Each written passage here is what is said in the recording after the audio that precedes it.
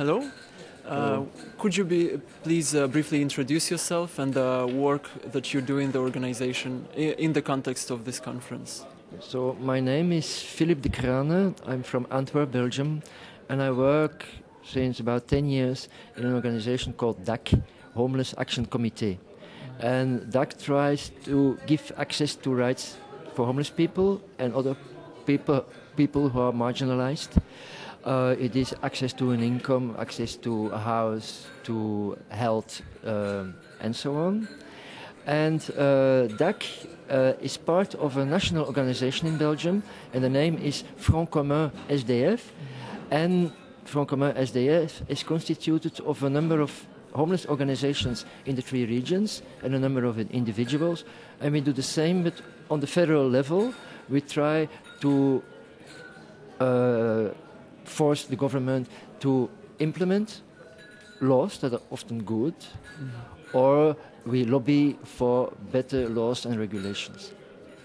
And then Front Commun is part of EUH, European Union of Homeless, that exists since 2 years and that has the ambition to do a kind of political lobby work with defending certain standpoints that we are making on the European level, because we have to go to a higher authority to work on the lower authority.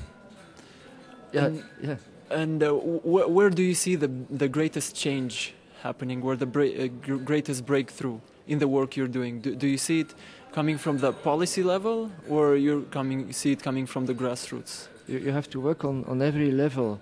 And it's a ping-pong game often that the levels throw the ball to other levels of government, between the federal, the regional, the local, and it is often because of these different levels that laws get not executed. What, in your opinion, are the keys for a fairer redistribution of resources in the society we live in today? Is it the availability or affordability or access to resources? It is the access. There is enough resource. We know there's a lot of waste. It is just a question of redistribution. And why is it that rights are not implemented? They stay a dead word very, very often, and the implementation of them is so extremely complicated and full of conditions and categorizations and everything when you have to get social help. And there is no money, of course. The functionaries, if you would be in their place and you get so little money and you have to implement a law, or you build in these filters, you do actively in social exclusion. So social help often becomes social exclusion in a part. Yeah. Who do you see as your biggest allies in the work you're doing? Where do you get the most support from, or where would you expect more support to come from? From all the levels, of course, we seek the support of the people on the street. It's most important to build that voice, to give that credibility, to be able to say, this is the reality, this is the story of the homeless people, this is the story of the people working in the shelters and everything, to put it against official reports that give often a different picture.